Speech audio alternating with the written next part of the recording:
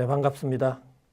오늘은 유방암에 대해서 강좌를 시작하겠습니다. 저는 경희 피레토 한의원 원장 강재춘입니다.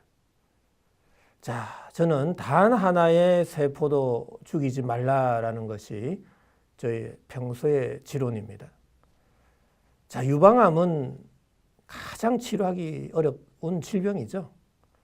암을 완치를 시킨다라는 건 어렵지만 우리가 살아있는 사람으로서 또 생명체로서 죽기 직전까지 최대한 질병을 치료해 봐야 할 것입니다.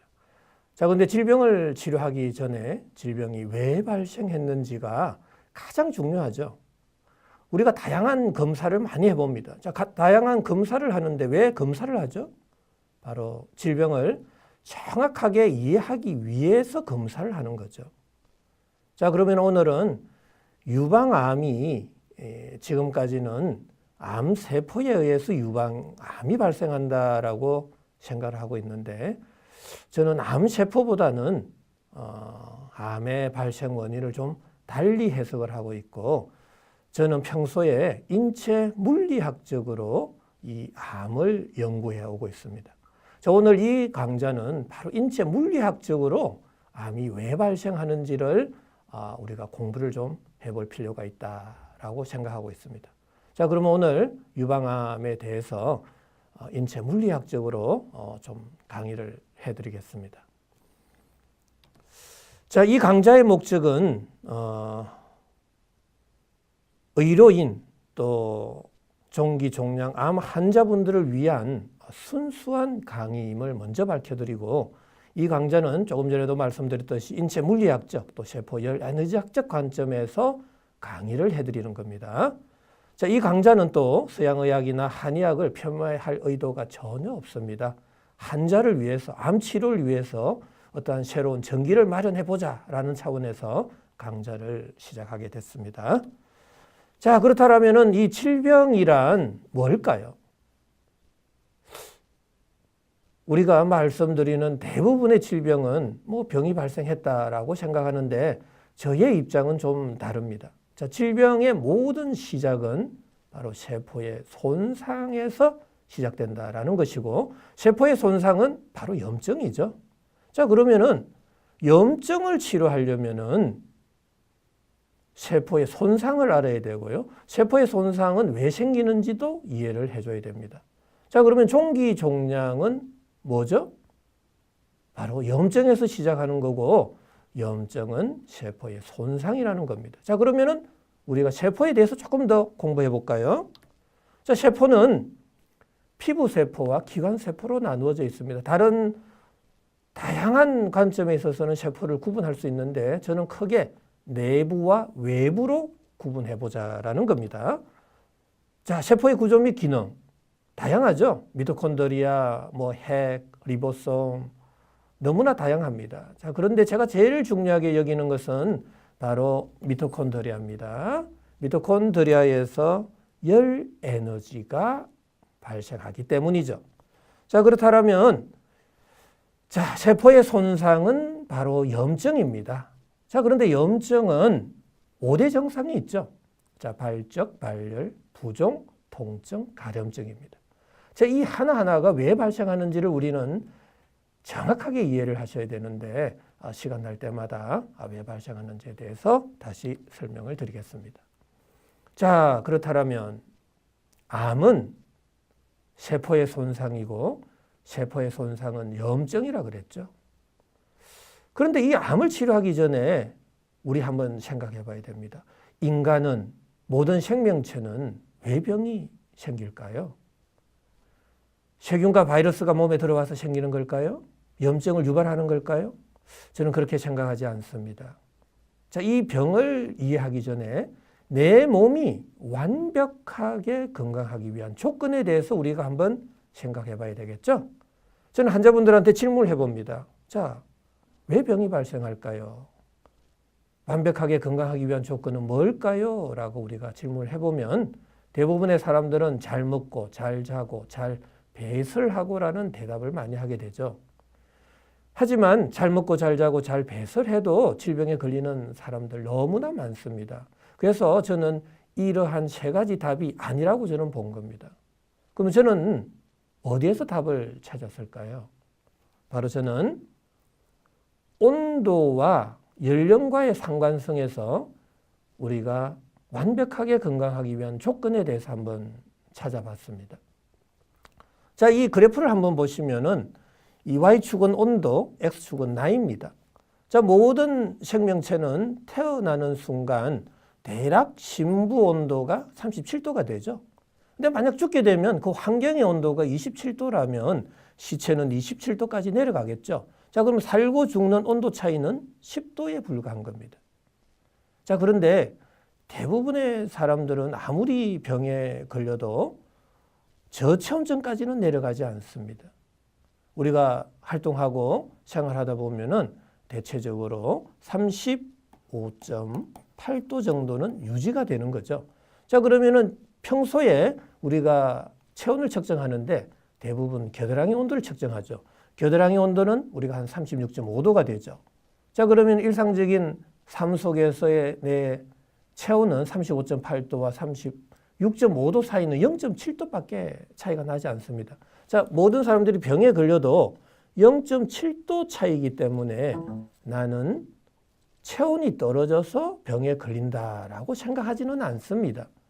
대부분은 그냥 체온은 무시하고 살아가게 되는데, 자, 그런데 우리가 대략적으로 이 그래프를 보고 우리가 설명을 드려보면 10살 된 애가 죽었다고 하면 10도 떨어지는데 10년이 걸린 거고요. 자, 60년 정도 살았다고 하면 10도 떨어지는데 60년 걸린 겁니다. 자, 그러면 대략적으로 우리 기대 수명이 82세라 그러죠. 그럼 우리 인간은 태어나서 학교 다니고 시집 장가 가고 애 키우고 나서 생활하다 보니까 82년 살더라라는 이야기죠. 자, 그러면 10도 떨어지는데 82년 걸렸다라는 이야기입니다. 자, 그러면 예를 들어볼까요? 150년, 300년, 600년, 1200년이라고 생각하면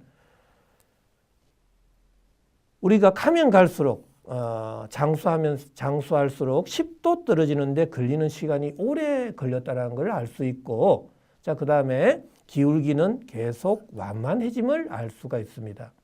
자, 그렇다면 기울기가 제로인 체온이 안 떨어지고 그대로 유지만 할 수 있다면 무엇을 뜻하는 것일까요? 바로 영생을 뜻하는 것이죠. 자, 지금 영생하는 방법을 찾았습니다. 그런데 현실적으로 영생을 하는 생명체는 한 생명체도 없죠. 자, 그럼 이걸 어떻게 해석할까요?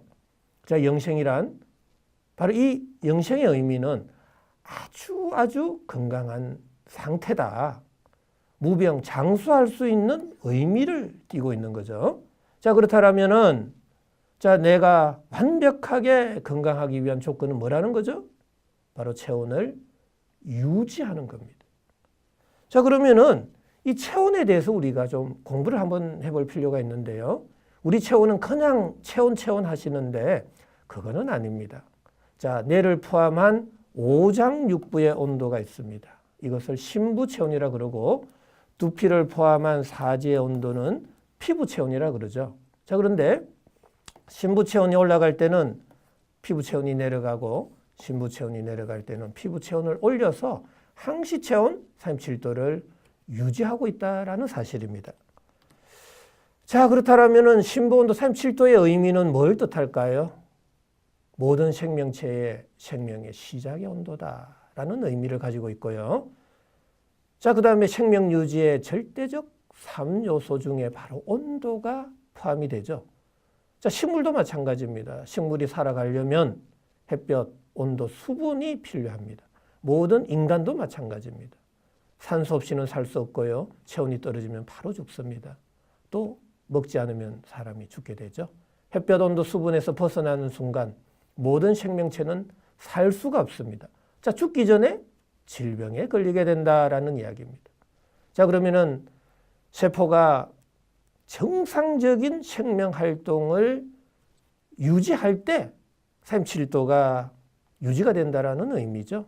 자, 질병에 걸리지 않고 완벽하게 건강하게 살 수 있는 온도가 바로 심부온도 37도의 의미입니다. 자, 그러면 어떻게 해서든 우리는 질병에 걸리지 않으려면 심부 온도를 유지해야 되는 겁니다. 자, 그렇다면 질병이 발생된 이유는 그럼 뭐라는 것이죠? 바로 셀이, 세포가 정상적인 일을 하지 못한 결과다라는 이야기입니다. 자, 그 의미는 뭐냐? 심부 온도가 올라갔거나 내려갔다라는 의미가 되겠죠. 자, 심부 온도가 유지되지 않을 때 질병에 걸리게 되고 결국에는 사망에 이르게 된다라는 이야기입니다. 자, 그렇다면은 우리가 심부 온도가 떨어졌을 때 인체의 생리적, 병리적 변화를 우리가 공부해 보는 거 굉장히 중요하겠죠. 자, 심부 온도가 떨어지기 전에 바로 세포의 손상이 일어났겠죠. 자, 그러면 세포의 손상으로 심부 온도가 낮아진 거고, 심부 온도가 낮아질 때 어떤 생리적인 현상이 벌어지느냐, 바로 이 세 가지가 일어난다라는 이야기입니다. 첫 번째로는 피부 온도가 상승한다라는 겁니다. 체온을 유지하기 위해서죠. 자, 그 다음에 자연스럽게 체온을 유지하기 위해서, 자, 체온 조절 중추 시상하부가 있죠. 시상하부에서 당연히 체열의 발생이 방출이 많아지면은 체온이 떨어지기 때문에 당연히 두 번째로는 모공을 닫게 된다라는 이야기입니다. 자, 그 다음에 모공이 닫히면 땀의 분비는 자연스럽게 줄어들겠죠. 자, 이 세 가지가 내 몸에서 반복이 되고 장기화될 때 문제는 질병이 걸리게 된다라는 이야기입니다. 생리적인 변화가 병리적인 변화로 이어질 때 병이 된다라는 이야기죠. 자, 그렇다면은 첫 번째 피부 온도가 상승이 될 때는 내 몸속 혈관은 당연히 수축이 되겠고, 한편에서는 또 피부의 혈관, 모세 혈관들은 확장이 되겠죠. 자, 피부 온도가 상승이 될 때 표면 장력이라는 게 있습니다. 자, 온도의 상승은 표면 장력을 약화시키죠. 자, 표면 장력이 약화될 때 조직의 변형이 오는 거거든요. 자, 조직의 변형은 돌출, 비대, 융기, 팽창과 같은 형태로 나타날 수가 있고요. 자, 모공이 닫힐 때는 모공이 아무래도 수축이 됐고 모발이 좀 서게 되는 인모 현상이 생기게 된다라는 이야기입니다. 자, 그 다음에 땀 분비의 감소, 이때는 땀이 안 나거나 또 국소적으로 땀이 많이 나는 형태로 나타나게 될 수가 있습니다. 자, 그러면 이거에 대해서 조금 더 구체적으로 한번 설명을 드리면, 자, 피부 온도가 상승이 된다라는 이야기입니다. 자, 피부 온도가 상승이 될 때 이건 뭘 뜻하죠? 바로 우리는 염증을 뜻하는 겁니다. 지금 현재 대부분의 서양의학에서는 염증이 발생하는 것은 바로 세균과 바이러스가 몸에 들어가서 거기서 항원, 항체 반응이 일어나면서 우리가 염증이 발생한다, 이렇게 보고 있습니다. 하지만 저는 그런 관점에서 보다도 내 체온을 유지하는 과정 속에서 피부 온도를 높이는 과정 속에서 염증이 발생했다라는 이야기입니다. 자, 피부 온도가 올라갈 때는 어느 한쪽으로 열이 쏠리게 된다라는 이야기입니다. 자, 피부 온도가 올라가면 발적, 발진, 홍조, 홍반, 따가움, 화끈거림, 심한 경우는 통증, 또 피부 온도 그 상승 이후에 또 색소 침착 같은 다양한 증상들이 나타날 수 있고요. 자, 그 다음에 표면 장력의 약화.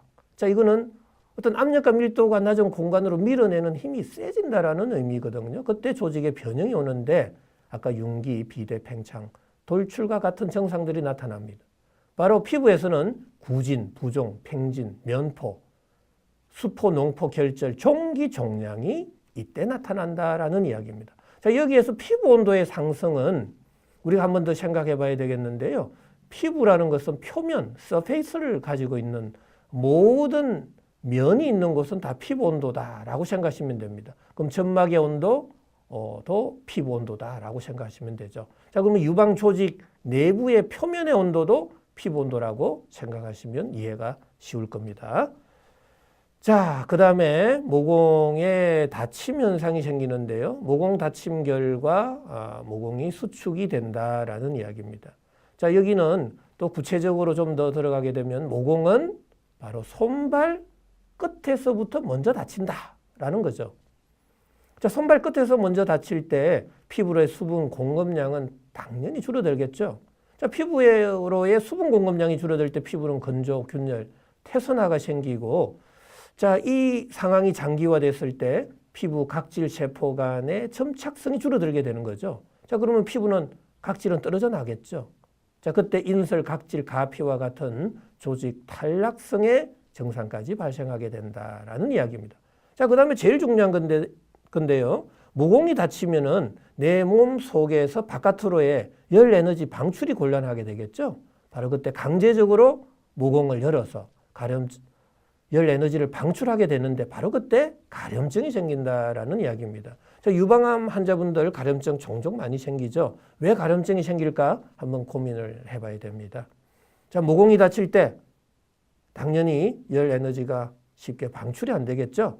자, 그러면 열 에너지라는 것은 전도, 대류, 복사, 정발 네 가지 타입으로 이동을 하는데요. 항시 높은 에너지 준위에서 낮은 에너지 준위로 이동하게 된다는 겁니다. 그 이동 루트는 바로 구멍, 관절, 마찰이 많은 부위로 열이 쉽게 방출이 되는 것입니다. 자, 방출되는 부위에 피부, 조직 온도는 상승이 되고 온도의 상승은 염증을 동반하게 되고, 자, 염증의 동반은 온도의 상승은 표면 장력의 약화를 동반하게 되고, 표면 장력의 약화는 바로 조직의 변형이 찾아온다라는 이야기입니다. 자, 조직의 변형은 아까 융기, 비대, 돌출, 팽창과 같은 형태, 종기, 종양으로 이어질 수 있다라는 이야기죠. 자, 그 다음에 마지막으로 땀 분비의 감소인데요. 모공이 다치면은 땀의 분비는 줄어들겠죠. 그런데 문제는 열 에너지가 구멍, 관절, 마찰이 많은 부위로 열이 쏠리게 됩니다. 그럼 열이 쏠리는 부위에 피부 온도는 올라가죠. 자, 열이 방출이 될 때 그 열 에너지는 식게 됩니다. 액화 현상이 생기겠죠. 그때 얼굴 쪽 상체, 겨드랑이, 그 다음에 마찰이 많은 손, 발바닥, 그 다음에 사타구니 쪽으로 열이 많이 쏠리게 되면 그 부위로 다한증이 생긴다라는 이야기입니다. 자, 지금 여기까지 유방암을 구체적으로 설명드리기 전에 왜 염증이 발생하는지, 왜 질병이 발생하는지, 왜 종기, 종양이 발생하는지에 대해서 인체 열 에너지학적 관점, 또 세포 열 에너지학적 관점에서, 인체 물리학적 관점, 세포 열 에너지학적 관점에서 살펴보았습니다. 자, 다음 시간에는 유방암에 대해서 좀 더 구체적으로 우리가 유방암의 정의, 원인, 또 치료 방법에 대해서 설명드리겠습니다. 자, 지금까지 시청해 주셔서 감사드립니다.